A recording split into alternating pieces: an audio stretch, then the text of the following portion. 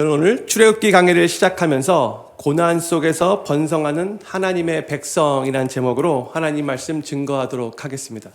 저는 지난 10월 달에 하나님께 기도하면서 하나님께 질문을 드렸어요. 하나님, 2026년 우리 교회의 주제를 무엇으로 하면 좋을까요? 계속 질문하며 기도하는데 우리는 하나님의 백성입니다. We are the people of God이라는 이 주제를 정하면 좋겠다라는 그런 마음을 갖게 되었습니다. 벌써 여러 번 말씀했지만 다시 한번 큰 소리로 따라해 주시면 감사하겠습니다. 우리는 하나님의 백성입니다. 영어로도 We are the people of God. 네, 영어 할 때 조금 자신감이 조금 떨어지긴 하는데 성도님들, 우리는 하나님의 백성입니다라는 이 짧은 고백 속에 우리가 누구인지에 대한 그 정체성과 sense of identity와 우리가 누구에게 속해 있는지에 대한 그 소속감, sense of belonging이 분명하게 여기 안에 다 담겨져 있어요. 우리는 온 우주 만물을 창조하시고 지금도 온 우주 만물을 능력으로 통치하시는 크고 위대하신 그 하나님께 속한 하나님의 백성입니다. 이것이 바로 우리의 정체예요. 우리는 우리의 가치가 이 세상으로부터 정해지는 것이 아니라 하나님께서 우리의 가치를 정하신다는 것을 항상 기억을 해야 돼요. 이 세상이 무엇이라 말하든 우리의 가치는 하나님께서 이미 정하셨어요. 우리가 잘나서 하나님의 백성이 된 것이 아니고요. 실패했다고 그 신분을 잃어버리는 것도 아닙니다. 하나님께서 우리를 일찍이 택하시고 하나님께서 우리를 하나님의 백성 삼으셨다는 이 사실, 그 은혜가 바로 우리의 정체성인 겁니다. 저는 필그림교회 모든 성도님들이 2026년 이 한 해 동안 우리가 하나님의 백성이라는 이 정체성을 확고하게 붙잡으시기를 바라고, 또한 우리가 바로 하나님께 속해 있는, 하나님께 속했다는 그 소속감 안에서 계속해서 깊은 평안과 기쁨을 누리시면서 이 세상을 하나님의 백성답게 더욱더 멋지고 당당하고 능력 있게 믿음으로 살아가시게 되기를 우리 구주 예수님의 이름으로 간절히 축복합니다. 우리가 하나님의 백성이라는 이 정체성과 이 소속감을 가장 명확하게 가르쳐주고 있는 성경이 구약에서는 출애굽기이고 신약에서는 베드로전서입니다. 그래서 저는 금년에 주일 예배 때에는 출애굽기 강해를 할 것이고, 이 수요 말씀 축제 때에는 지금 진행 중인 이 시편의 기도가 딱 9번 남았는데 이 시편의 기도를 마치면 베드로전서를 강해할 예정입니다. 출애굽기 강해와 베드로전서 강해를 통해 우리 필그림교회 모든 성도님들이 더욱더 하나님의 백성답게 세워지고 더욱더 하나님의 백성으로서의 정체성과 그 소속감 안에서 깊은 믿음의 뿌리를 내리시게 되기를 다시 한번 간절히 소망합니다. 이제 본격적으로 출애굽기 여정을 시작하도록 하겠습니다. 성경을 보면은요, 하나님의 말씀 없이 하나님께서 침묵하셨던 시기가 2번 있어요. 하나는 구약과 신약 사이의 그 시기로 신구약 중간기라고 이렇게 부르는데, 말라기 선지자 이후부터 침례 요한이 활동을 시작하기 그 전까지 약 400년 정도 하나님께서 아무런 말씀을 하시지 않았죠. 그래서 이 시기를 보통 침묵기라고 불러요. 그런데 하나님의 말씀이 기록되지 않았던 시기가 또 하나 있어요. 바로 창세기 50장과 출애굽기 1장 사이예요. 이 시기도 약 400년 정도가 돼요. 그런데 성경에 아무런 기록이 없다 해서, 하나님이 아무런 말씀을 하지 않으셨다 해서 그때 하나님은 아무 일도 하지 않으시고 그냥 가만히만 계셨을까요? 전혀 그렇지 않죠. 하나님께서 침묵하고 계시는 것 같아 보였지만 하나님은 그 침묵 속에서도 여전히 하나님의 역사를 이루어 가셨고 신실하게 하나님의 일을 진행해 나가고 계셨어요. 그게 우리 하나님이시요. 오늘 본문 말씀을 나눌 때 전반부에서 창세기와 출애굽기 이 사이에 하나님께서 어떻게 일하시며 어떻게 하나님의 일을 진행해 나가셨는지 먼저 살펴보기를 원합니다. 1절 말씀 우리 같이 한번 읽겠습니다. 시작. 야곱과 함께 각기 권속을 데리고 애굽에 이른 이스라엘 아들들의 이름은 이러하니 해서 여기 1절을 보면은 이스라엘의 아들들은 이러하니라고 이스라엘의 아들들이라고 말하고 있어요. 영어로 보면 the sons of Israel. 여기서 이스라엘은 바로 야곱을 의미합니다. 그리고 나서 2절부터 이제 5절까지 이 이스라엘의 아들들, 즉 야곱의 12아들들의 이름을 쭉 기록하고 있죠. 우리 아까 읽었어요. 이들이 결국 이스라엘의 12지파의 조상이 되기 때문에 12지파의 이름을 여기 이들의 이름을 통해서 따게 된 거죠. 그런데 7절에 가서 성경이 이렇게 기록을 하고 있어요. 7절 말씀 같이 읽겠습니다. 시작. 이스라엘 자손은 생육이 중다하고 번식하고 창성하고 심히 강대하여 온 땅에 가득하게 되었더라 했어요. 여기서는요. 이스라엘 자손은 이렇게 시작하고 있어요. 영어로는 The people of Israel 번역되었는데 여기서 이제 자손이라는 단어는 민족이라는 뜻을 가지고 있는 단어예요. 그런데 아까 1절에 The sons of Israel에서 7절에서는 The people of Israel로 표현이 바뀌었죠.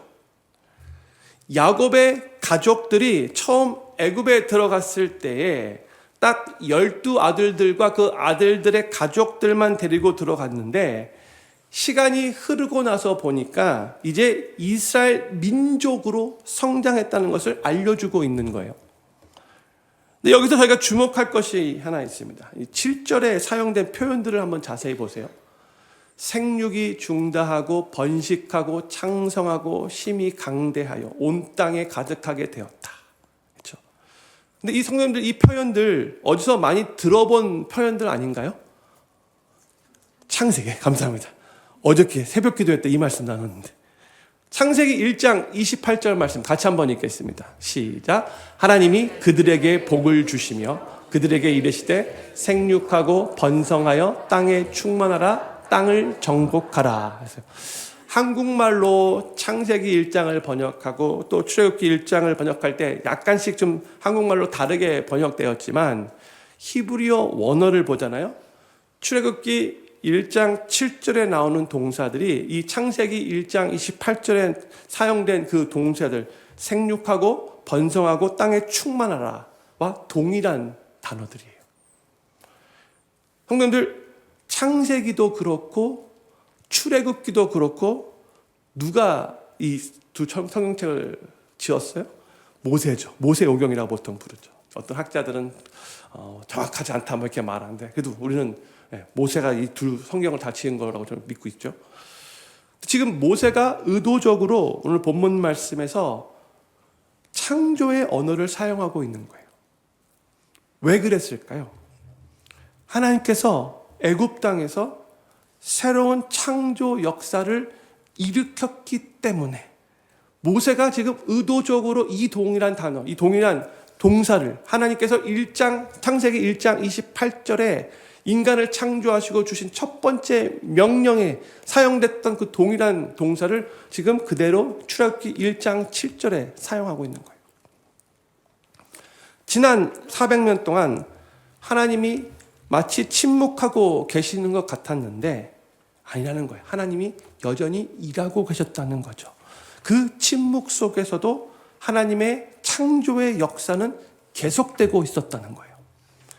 그런데 그들이 처음에 몇 명으로 이 애굽 땅에 들어왔다고 성경이 오늘 본문 말씀이 알려주고 있냐? 5절 말씀. 이미 애굽에 있는 요셉까지 야곱의 혈족이 모두 70인이었더라 하고 있죠. 처음에 70명이 애굽에 들어왔어요. 근데 약 400년 정도가 지나고 나니까 엄청나게 큰 숫자로 한 민족을 이룰 정도로 아까 읽었던 7절의 표현으로는 창성하고 심히 강대하여 온 땅에 가득할 정도로 그렇게 커졌다는 거예요. 나중에 이스라엘 백성들이 출애굽할 때쯤에 20세 이상의 남자 장정만 60만 명이 넘었다라고 성경이 알려주고 있죠.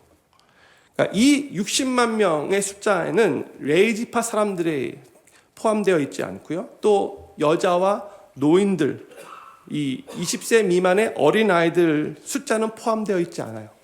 그래서 학자들이 이들 숫자까지 다 합치면 200만 명이 훨씬 넘는 숫자라고들 말하죠. 70명이라는 한 가족이 애굽에 들어갔는데 400년 만에 200만 명이 훨씬 넘는 민족으로 그렇게 탄생한 거예요. 그런데 이 일을 누가 행하신 것인가? 바로 하나님이 행하신다는 거예요. 하나님이 놀라운 창조의 역사로 이 일을 행하셨다는 거예요. 하나님은 그 400년 동안 침묵하고 계시는 줄 알았는데 그럼에도 불구하고 신실하게 묵묵히 하나님의 일을 하시며 이 이스라엘을 한 민족으로 세우셨던 겁니다. 하나님의 백성인 우리에게 어떻게 보면 가장 이해하기 힘든 문제가 있다면 그것은 하나님의 침묵일 거예요. 하나님의 침묵. 욥기서를 보면은요, 욥의 삶에 재앙이 임하기 전에는 사람들에게 엄청나게 존경받고 사랑받는 삶을 욥이 살았어요. 그런데 재앙 이후 모든 것을 다 잃게 되어버리니까 이제는 사람들이 막 욥을 조롱하는, 그러면서 막 욥을 다 떠나버리게 되었죠.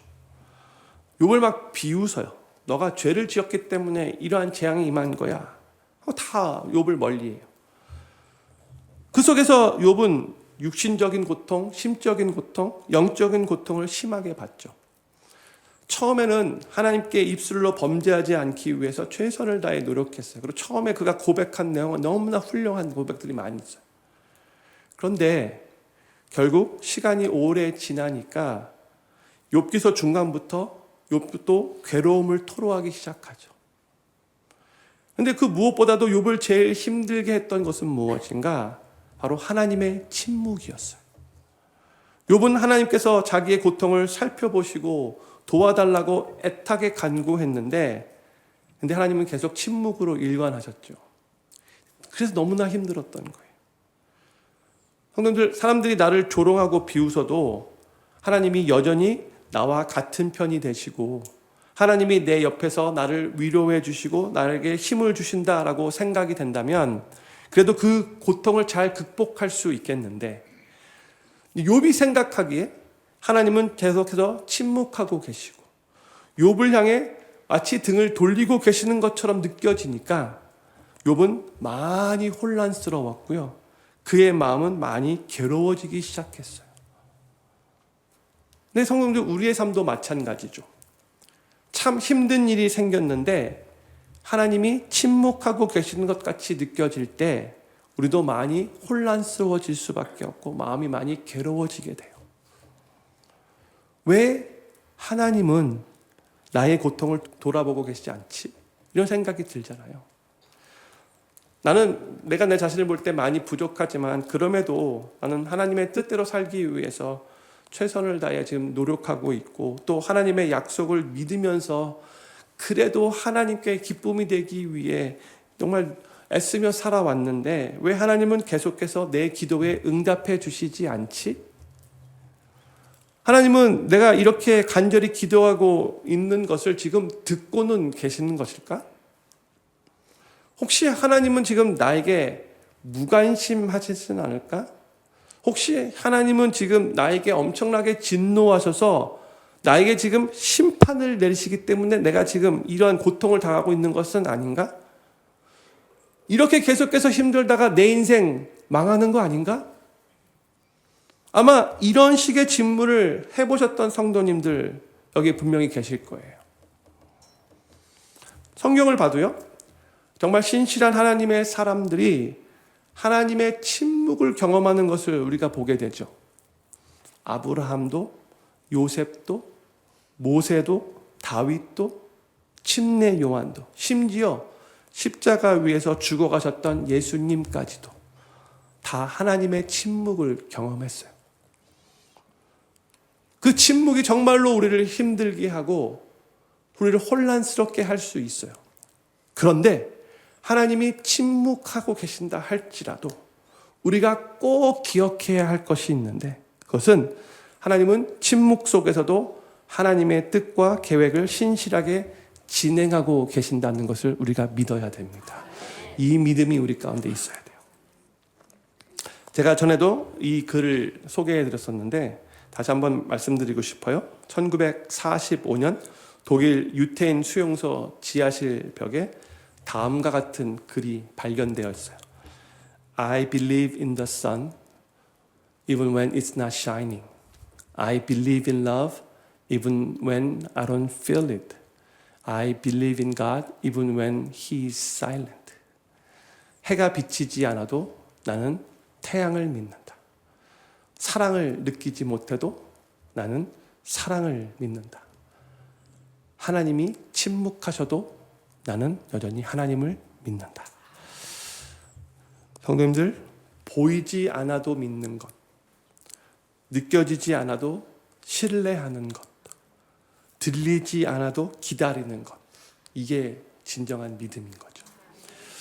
성도님들 중 혹시 요즘 하나님의 침묵을 경험하고 계시는 분 혹시 여기에 계시는지요? 혹시 기도해도 하나님이 응답하시지 않는 것 같이 느껴지고 상황은 더 나아지지 않고 마치 하나님이 나에게 진노하셔서 멀리 계시는 것처럼 느껴지시는 성도님들 계시는지요? 오늘 출애굽기 1장이 우리에게 말해주는 진리는 바로 이겁니다. 하나님의 침묵은 무관심이 아닙니다. 하나님이 우리의 상황을 모르고 계시는 것이 아닙니다. 하나님의 침묵은 종종 준비의 시간입니다. 하나님은 더 큰 것을 이루시기 위해 때를 기다리고 계시는 것입니다. 저는 필그림교회 모든 성도님들이 침묵 가운데서도 여전히 우리와 함께 하시고 여전히 일하시고 실수가 없으신 하나님께서 빈틈없이 우리의 삶에 그분의 계획을 이루어가고 계심을 신뢰하시면서 하나님이 주시는 그 하나님의 평강을 누리시게 되기를 우리 구주 예수님의 이름으로 간절히 축원합니다. 이제 8절 말씀이 이렇게 진행이 돼요. 8절 말씀 같이 읽겠습니다. 시작. 요셉을 알지 못하는 새 왕이 일어나서 애굽을 다스리더니. 여기서 요셉을 알지 못하는 새 왕이라고 말하고 있는데 기억력이 나쁜 왕이라고 뜻이 아닌 것이 알죠? 이집트에 새로운 왕조, 다이내스티가 시작되었다라는 말이. 한국의 역사를 보면은 크게 세 왕조가 있었죠. 통일 신라 왕조, 고려 왕조, 그다음에 조선 왕조. 요셉을 알지 못하는 새 왕이 일어났다라는 이 말은 요셉이 총리로 있었을 때의 그 왕조가 아닌 이제 다른 새로운 왕조가 이집트를 다스리기 시작했다는 뜻이에요. 완전 바뀐 거예요, 왕조가.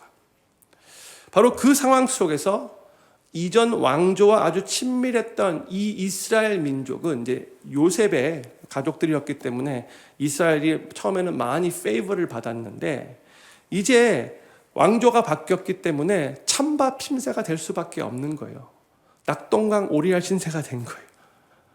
그리고 새로운 이집트 왕조의 입장에서 보면은요, 이스라엘 민족이라는 아주 큰 골칫덩어리가 이집트 안에 계속해서 존재하고 있는데 이들이 계속 애를 너무나 잘 낳고 번식력이 너무나 좋은 거예요. 그래서 계속 인구가 기하급수적으로 늘어나고 있는데 이집트 사람들이 볼 때에는 이 이스라엘 사람들이 정말로 큰 부담이 되는 존재일 수밖에 없는 거죠. 그들이 이스라엘 사람들을 보면서 느낀 감정을 우리가 9절을 보면 알 수 있어요. 9절 말씀 보세요. 그가 신민에게 이르되 이 백성 이스라엘 자손이 우리보다 많고 강하도다 했어요. 어떻게 이스라엘 백성들이 이집트 백성보다 더 많고 더 강할 수 있겠습니까? 실질적으로는 이제 그렇지 않은데 느낌이 그렇다는 거예요. 저들은 계속해서 쑥쑥 아기들 잘 낳고 계속해서 번식하네? 우리보다 더 많아지고 우리보다 더 강해지는 거 아니야? 이런 두려움이 있었다는 거죠. 그래서 이 이집트 사람들이 새로운 왕조화에서 이 이스라엘 사람들을 경계하기 시작했어요. 그래서 저들에게 이렇게 말을 해요. 10절 말씀. 자, 우리가 그들에게 대하여 지혜롭게 하자. 두렵건대 그들이 더 많게 되면 전쟁이 일어날 때에 우리 대적과 합하여 우리와 싸우고 이 땅에서 갈까 하노라 하고 했어요. 만약 외부와의 전쟁이 생기면 이 이스라엘 사람들은 적군의 편에 설 가능성이 높다. 그러면 우리는 저 적군과 전쟁할 때 절대로 이길 수 없다. 그런 판단이 들게 된 거죠. 그래서 이 이집트 사람들이 무슨 일을 하기 시작을 하는가? 이제 역사의 이제 문헌을 보면 성경에 구체적으로 나와 있지 않지만 이 새로운 왕조가 처음부터 이 이스라엘 사람들을 노예로 만든 게 아니고요. 처음에는요, 이 이스라엘 사람들에게 어마어마한 세금을 내게 해요. 그런데 그 많은 세금을 이 이스라엘 사람들이 갑자기 낼 수 없게 되었죠. 그러다 보니까 결국 땅을 빼앗기게 되었고요. 그리고 짐승도 빼앗기게 되었고요. 그래서 어쩔 수 없이 세금을 낼 수 없게 되자 이제 노예로 전락하게 된 거예요. 이집트의 입장에서 보면 수많은 이스라엘 사람들이 그 나라의 이제 노예가 되었는데 자신들을 위한 이 노동을 대신해 주는 거죠. 그러니까 큰 유익으로 느끼게 되는 거예요, 이제. 그래서 그들이 세운 정책이 11절에 나옵니다. 11절 말. 감독들을 그들 위에 세우고 그들에게 무거운 짐을 지어 괴롭게 하여 그들로 바로를 위하여 국고성 비돔과 라암셋을 건축하게 하니라 했어요. 국고성을 만들어 외침으로부터 나라를 보호하기로 결정을 했는데 그 국고성을 만드는 일을 이스라엘 사람들에게 하게 하자라고 그렇게 결정을 한 거죠. 아주 강력하게 저들을 억압하며 괴롭게 하는 억압 정책을 펼친 거예요. 노동을 아주 강하게 시켜서 꼼짝 못하게 이렇게 얽어매게 하면 딴 생각할 수 없으니까 그걸 통해서 자기 나라를 더욱더 견고히 세우겠다. 이런 정책을 핀 거죠. 그러나 이 인간의 정책이, 이 인간의 지혜가 하나님의 뜻과 하나님의 계획을 막을 수 있을까요? 그럴 수 없는 거죠. 12절이 이렇게 시작을 하고 있어요. 12절 같이 읽겠습니다. 시작. 그러나 학대를 받을수록 더욱 번식하고 창성하니 애굽 사람이 이스라엘 자손을 인하여 근심하여 했어요. 이 12절이 무슨 단어로 시작하고 있어요? 그러나, 영어로 but. 그렇죠? 이집트 사람들이 아무리 이스라엘 백성들을 학대하고 억압을 한다 할지라도 그러나 이스라엘 백성은 더욱 번식하고 창성해 갔대요. 그래서 결론적으로 이집트 사람들이 이스라엘 자손을 하여 더욱 근심하게 되었대요. 근데 성도님들, 이것이 바로 하나님 백성의 특징이에요. 하나님의 백성은 학대를 받을수록 오히려 더욱더 번성하고 더욱 창성해지며 더욱 자라나는 놀라운 특징이 있습니다. 이게 참 역설적인 것이죠. 상식적으로 생각하면 억압을 받고 학대를 받으면 위축되어야 되는 거예요. 그렇죠? 핍박을 받으면 줄어들어야 되는 거예요. 그런데 하나님의 백성은 정반대라는 거죠. 이 원리는 출애굽기에서만 나타나는 게 아닙니다. 초대교회를 한번 보세요. 사도행전 8장에서 스데반 집사님이 순교한 후에 예루살렘 교회에 큰 핍박이 일어났어요. 그래서 교회 성도들이 어쩔 수 없이 핍박으로 말미암아 흩어질 수밖에 없었는데, 근데 그 결과가 어떻게 되었나? 흩어진 성도들이 가는 곳마다 복음을 전해요. 그래서 교회가 예전에는 딱 예루살렘 안에만 머물러 있었는데 핍박 때문에 흩어진 성도로 말미암아 지금 복음이 계속해서 펼쳐지게 되고 뻗어나가게 되는 거예요. 유대와 사마리아와 땅 끝까지 퍼져나가게 되었어요. 로마 제국의 이 300년 동안 그 핍박 속에서 또 마찬가지죠. 로마 제국이 계속해서 이 크리스천들 뭐가 문제인지 계속해서 핍박을 가했어요. 그런데 그 핍박 속에서도 교회는 계속해서 성장해 나갔죠. 역사가 증명을 해줘요. 현 시대에도 비슷한 일이 일어나고 있어요. 1949년 공산화 이후 중국 교회는 아주 극심한 핍박을 받게 돼요. 교회 건물이 파괴되고요. 목회자들이 투옥되고요. 성경이 막 불태워졌어요. 공산주의가 그런 일을 한 거죠. 많은 사람들은 중국에서 기독교가 사라질 거라고 그렇게 예상을 했어요. 그런데 놀랍게도 이 크리스천들이 가정에서 비밀리에 모이기 시작했는데 이 가정교회들로 인해서 예수님 믿는 성도들이 오히려 폭발적으로 성장을 해요. 1949년 약 100만 명 정도의 중국 기독교인들이 있었는데 지금 현재 추산하는 숫자마다 다 조금씩 다르지만 앨리스트 다 1억 명이 넘는 것으로 추정이 돼요. 어마어마한 성장이에요. 핍박 속에서 그렇게 성장한 거예요. 핍박이 심할수록 교회는 더 순수해졌고요. 신앙은 더욱더 깊어졌으며 복음은 널리 퍼져나가게 됐어요. 왜 그런 거죠? 제가 지난 주일 송년 예배 때도 이 말씀 나누었는데 하나님의 백성 안에는 하나님의 생명이 있기 때문에 그런 거예요. 세상의 어떤 권세도 어떠한 억압도 어떠한 핍박도 하나님께서 주신 그 생명을 꺾을 수 없습니다. 근데 여기서 이제 우리가 한 가지 이제 질문을 할 수 있게 되죠. 왜 우리 삶에 고난이 오는가? 왜 하나님을 잘 믿는다고 하는 하나님의 백성들에게도 왜 고난이 닥치는가? 하나님이 우리를 사랑하시는 분이신데 왜 이런 고난을 계속해서 허락하시는가? 왜 삶에 고난이 오는가? 이 질문은 쉽게 답할 수 있는 질문이 아니에요. 각 사람마다 고난을 받는 이유가 다 다를 수 있어요. 그렇기 때문에 우리는 누군가가 고난을 받을 때 막 섣불리 판단해서는 안 돼요. 욥기서를 봐도 왜 욥에게 그런 고난이 일어났는가? 왜 고난에 대해서 그렇게 오랫동안 욥기서가 계속해서 기록되는데도 불구하고 고난의 원인에 대해서는 거기서 답해주지 않아요. 그렇죠? 우리 함부로 누군가가 고난 받을 때 섣불리 옆에서 제 3자의 입장에서 판단해서는 안 돼요. 욥기서의 새 친구들 같이 이것 때문에 네가 고난 받고 있어 이렇게 말해서는 안 되는 거죠.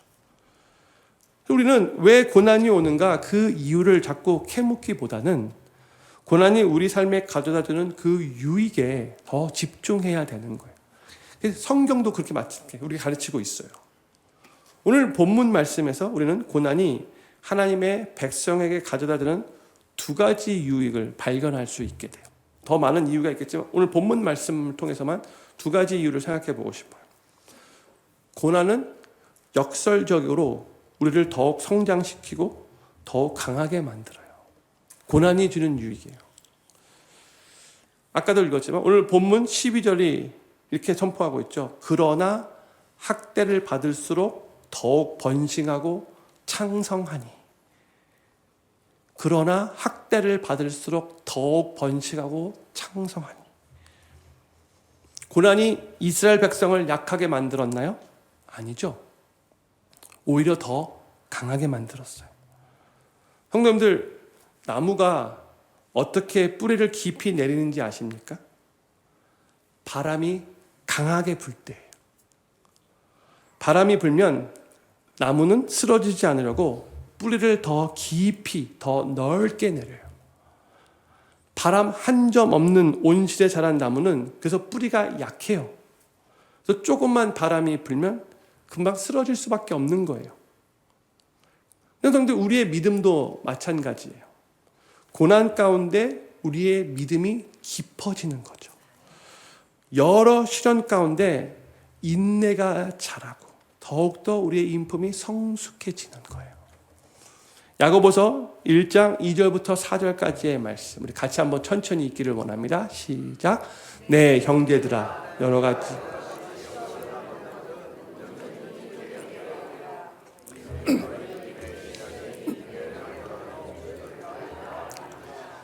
인내를 온전히 이루라. 이는 너희로 온전하고 구비하여 조금도 부족함이 없게 하려 함이라. 아멘.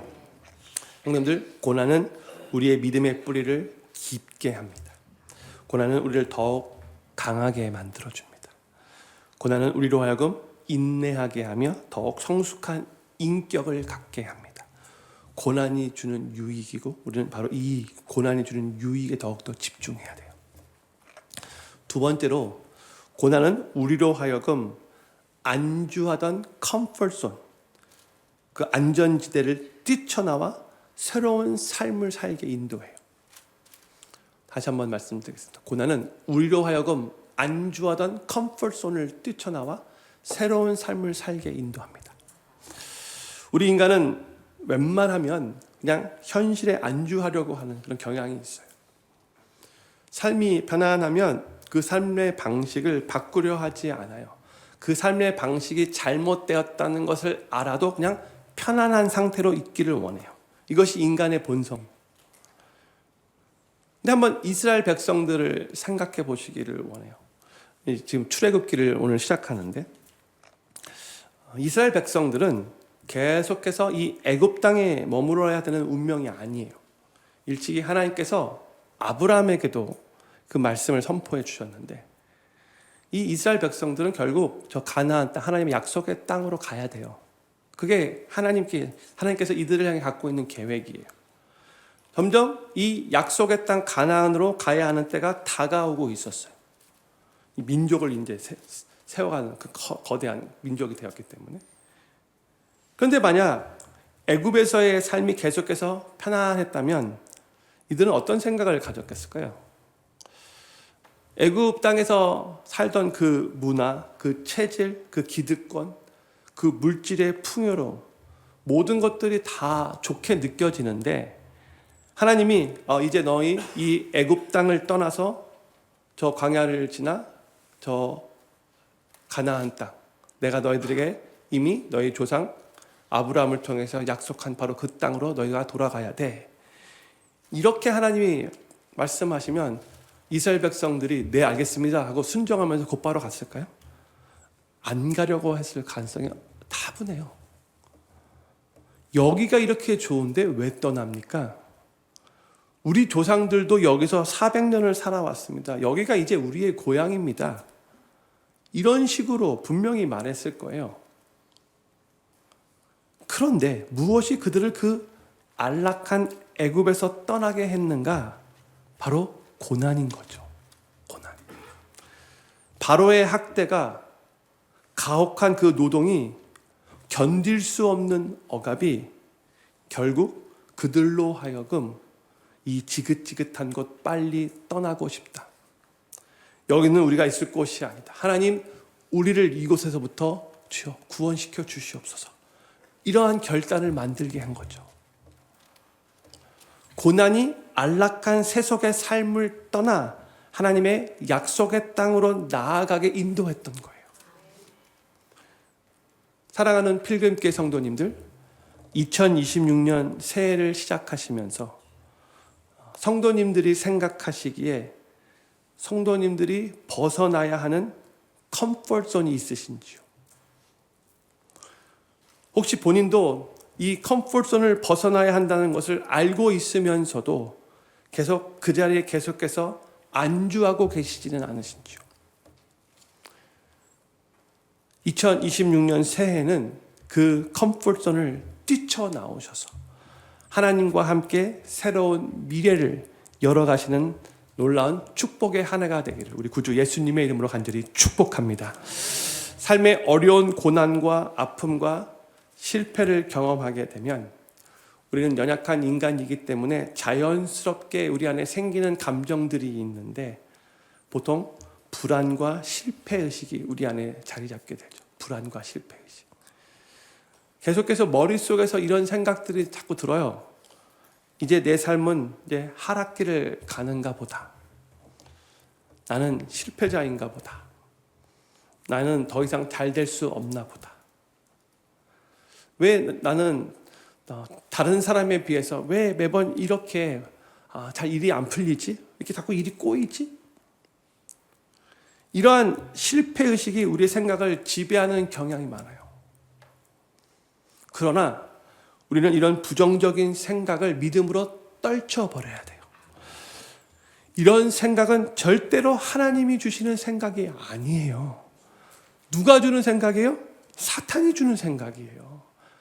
제가 송구 영신 예배 때도 말씀했지만 우리가 너무나 잘못된 생각을 가지고 신앙생활을 하는 경우가 많아요. 하나님이 얼마나 우리를 사랑하시고 얼마나 존귀한 보배로 보시는데 그 하나님이 우리를 바라보시는 그 눈으로 우리를 바라보지 않고 계속해서 세상의 눈으로 우리를 바라보는 거 우리 자신을. 이스라엘 백성에게 애굽의 고난은 끝이 아니고요. 출애굽으로 향한 시작이었죠. 약속의 땅을 향한 여정의 그 출발점이 바로 고난이었다고 생각하시면 좋을 것 같아요. 고난은 새로운 미래로 나를 초대하시는 하나님의 초청장입니다.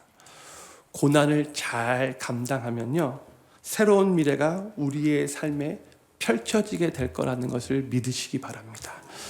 저는 필그림교회 모든 성도님들이 하나님은 종종 고난을 사용하셔서 하나님의 뜻을 이루어 가신다는 것을 믿으시기 바라고, 고난으로 인해서 더욱더 성숙해지고 강해지고 그 고난 가운데 하나님의 뜻을 발견하시면서 안주하고 있던 그 컴포트존에서 뛰쳐나와 하나님과 함께 새로운 미래를 열어가시는 2026년 새해가 되시기를 우리 구주 예수님의 이름으로 간절히 축원합니다. 우리 다 같이 자리에 일어나셔서